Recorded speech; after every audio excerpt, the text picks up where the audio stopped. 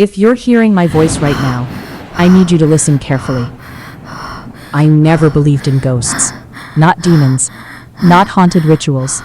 Not any of the creepy stories people share online. I thought they were all fake. Made up for views. Made up to scare people.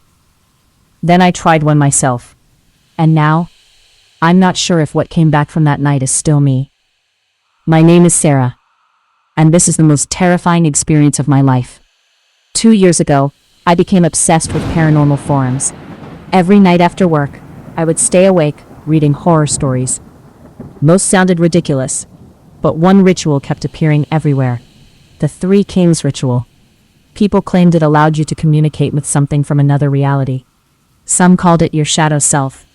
Others called it a demon pretending to be you. Almost everyone who claimed to try it described the same thing. Mirrors, whispers, and a warning.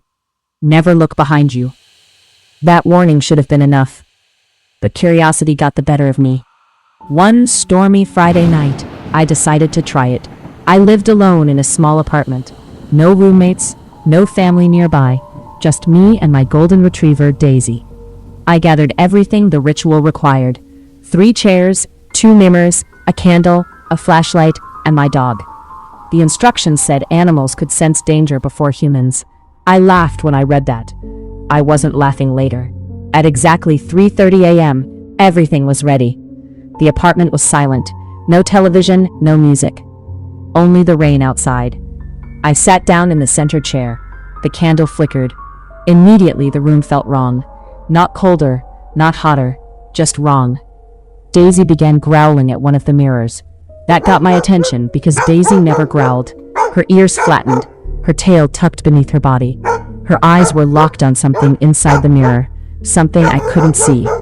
For the first time that night, I felt afraid. Several minutes passed. Nothing happened. I was about to quit when I heard it. A whisper, so faint I barely noticed it. Sarah.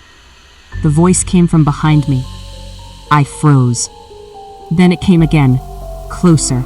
Sarah. My heart started racing. Daisy suddenly barked and rushed toward the apartment door, scratching desperately as if she wanted to escape. Then she stopped. Completely stopped. Her body became rigid, and she stared behind me at something standing only a few feet away. The instructions echoed in my mind. Do not turn around. So, I didn't. But I could hear breathing directly behind my chair. Slow, heavy breathing. Someone was there. Every instinct in my body knew it. Yet when I looked into the mirror, the reflection showed empty space. Then I noticed something impossible. My reflection wasn't moving correctly. I raised my hand. The reflection remained still. I lowered it. The reflection slowly tilted its head. A movement I hadn't made. My stomach dropped. The reflection was smiling, and I wasn't. It looked exactly like me. Same hair, same eyes, same clothes. But its smile was wrong. Too wide, too empty. Like a predator wearing a human face. Then a voice appeared inside my head. You shouldn't have come here. I screamed. The chair crashed backward. The candle nearly tipped over.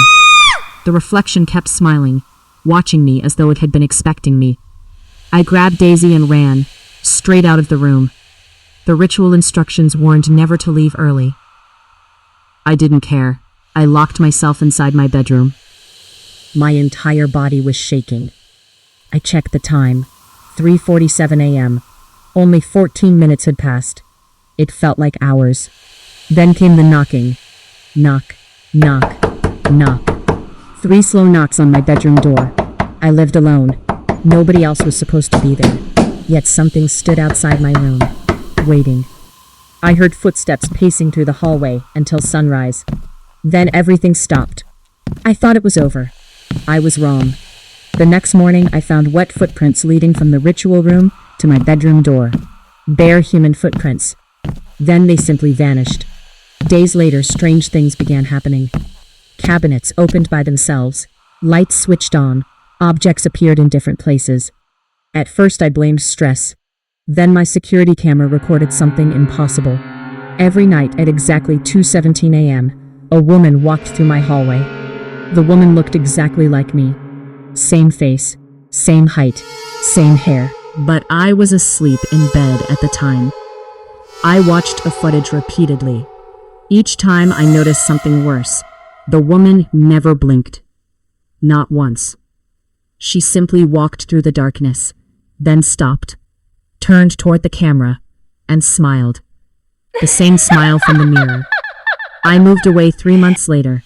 Different city, different apartment, different life. But it followed me. I would catch glimpses of it in reflections. Store windows, bathroom mirrors, car mirrors. Always standing behind me, watching, waiting, smiling. Then came the final encounter. Last winter, at exactly 3:33 a.m., I woke up suddenly. My bedroom felt freezing cold. Standing in the corner was me. Not a reflection, not a dream. Me. The other me watched silently. Its eyes were completely black.